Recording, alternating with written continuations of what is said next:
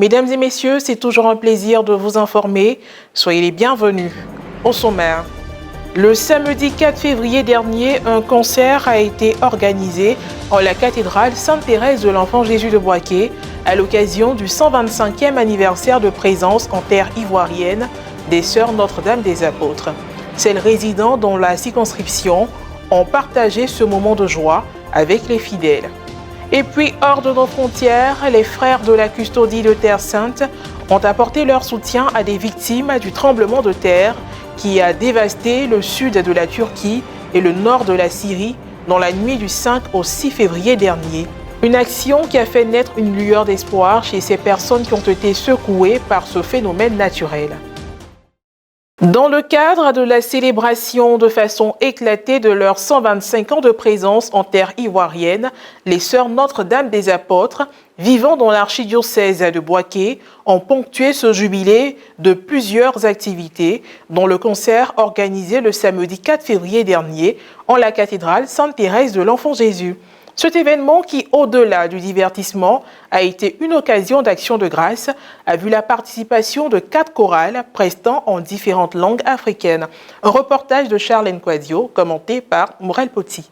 Archidiocèse de Boaké, c'est par des rythmes et sonorités culturelles traditionnelles que les Sœurs Notre-Dame des Apôtres ont célébré le samedi 4 février dernier en la cathédrale Sainte-Thérèse de l'Enfant Jésus de Boaké, le 125e anniversaire de présence en terre ivoirienne. Un concert qui a précédé la messe d'action de grâce célébrée le lendemain dimanche 5 février dernier. Le mot d'ouverture a été donné par la Sœur Bénédicte Dazirignon, responsable de la congrégation Notre-Dame des Apôtres de Boaké. Bienvenue à notre paroisse cathédrale Sainte-Thérèse de l'Enfant Jésus. Vous vous êtes déplacés, vous aurez pu être dans vos maisons, selon vos occupations, mais vous avez tout laissé pour venir nous soutenir. Et nous vous disons merci, soyez les bienvenus. Pour marquer d'une pierre blanche cette cérémonie, 4 chorales ont été choisies pour égayer le public féru de tradition. La chorale Senoufo Sainte-Famille de Yaoko Fikro, la chorale Baoulé Bon Pasteur de la cathédrale Sainte-Thérèse de Boaké, la chorale Tagbana Notre-Dame du Baoulé, de la chapelle Saint-Viateur de Ngatakro et la chorale Morée de la cathédrale Sainte-Thérèse de Boaké. Toutes ces chorales ont servi à leur auditoire les plus belles sonorités musicales de leur répertoire traditionnel, les embarquant dans un voyage qui transcende les frontières.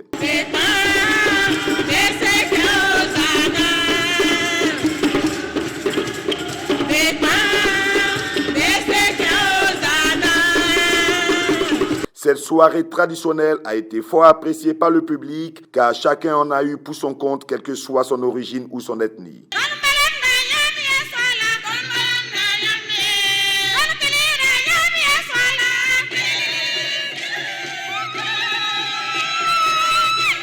Tout le monde est reparti satisfait du spectacle. Ce concert riche en sonorités africaines et surtout traditionnelles a été l'occasion pour le public de se remémorer les souvenirs du pays profond et de glorifier le Seigneur.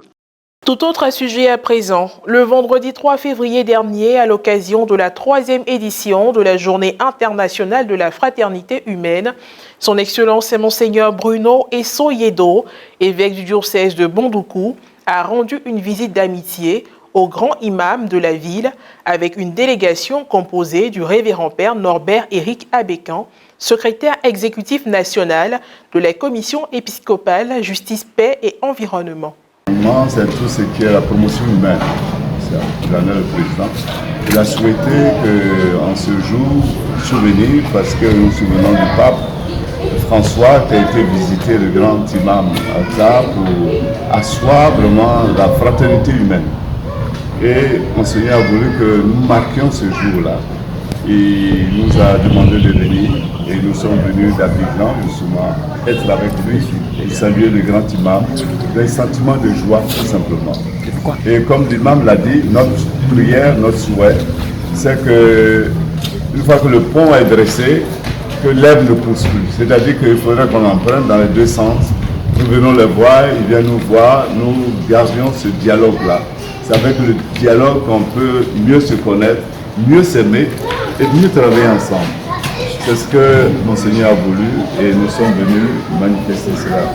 Avec lui, plusieurs autres prêtres, parmi lesquels le révérend père Jean-Paul Taki Kwame, curé de la cathédrale Saint-Odile de Bondoukou, sans oublier des fidèles laïcs, Emmanuela Kambou et Vincent Sarré, une action très appréciée du grand imam. Vraiment de grande joie, puisque c'est un événement là, comme celui de ce soir-là, vraiment, c'est rare dans nos rapports ici. Les rencontres sont rares. Aujourd'hui, Dieu merci, nous nous sommes rencontrés, nous nous sommes parlé, et je crois que vraiment, c'est des choses qu'il faut continuer à la longue. Et puis, pour terminer, les franciscains se sont immédiatement mobilisés pour apporter leur solidarité aux rescapés du tremblement de terre dévastateur survenu dans la nuit du 5 au 6 février dernier en Turquie et en Syrie. Ils ont pu offrir le gîte et le couvert à ceux qui fuyaient sous la pluie et dans le froid. Les détails avec Marie Abissier. Un repas chaud, un abri contre le froid, une communauté pour entretenir l'espoir. Dès la première heure qui a suivi le tremblement de terre dévastateur qui a frappé le sud de la Turquie et le nord de la Syrie dans la nuit du 5 au 6 février, l'Église a ouvert ses portes à ceux qui ont tout perdu en un instant. Nous nous sommes fait réveiller vers 4 heures par une forte secousse sismique. Nous sommes descendus, de nombreuses personnes ont fui leur maison. Il faisait nuit noire car il n'y avait plus d'électricité. Ici, nous avons accueilli les gens dans l'église jusqu'au matin. Nous avons célébré la messe et ouvert la salle paroissiale pour accueillir les gens et leur donner de la nourriture. En Syrie, les frères de la custodie de Terre Sainte sont présents avec plusieurs couvents, à Damas, à Alep, mais aussi à Latakia et à Yacoubieh et Knaïe. C'est dans ces villages que les dégâts les plus importants ont été enregistrés. Le rôle de nos frères n'est pas seulement matériel mais aussi humain et spirituel. Ils essaient de faire ce qu'ils peuvent pour remonter le moral de la population. Eux-mêmes se sentent parfois impuissants, mais ce sont la force de la foi et le désir de donner de soi, qui font partie de notre vie, qui les soutiennent, eux et tout le monde. À Alep, la paroisse latine a subi des dégâts mineurs. Le clocher de l'église a perdu quelques pierres. Les franciscains se sont immédiatement mobilisés pour offrir leur solidarité à ceux qui fuyaient sous la pluie et dans le froid, certains encore en pyjama.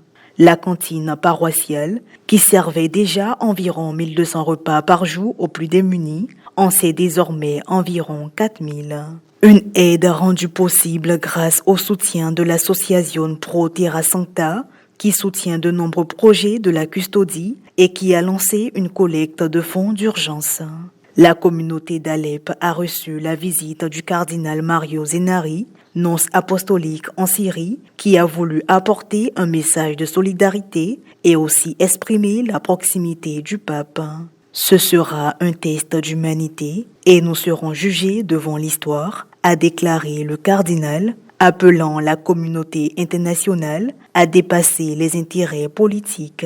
Dehors, les gens continuent de fouiller jour et nuit les tas de décombres dans l'espoir de trouver des survivants. Chaque personne extraite vivante est une explosion de joie. À Alep, l'hôpital catholique Saint-Louis, l'un des établissements participant au projet Hôpitaux ouverts de l'ONG AVSI, accueille de nombreux blessés. Sœur Akangela est en Syrie depuis plus de 50 ans et elle décrit une situation de plus en plus désastreuse.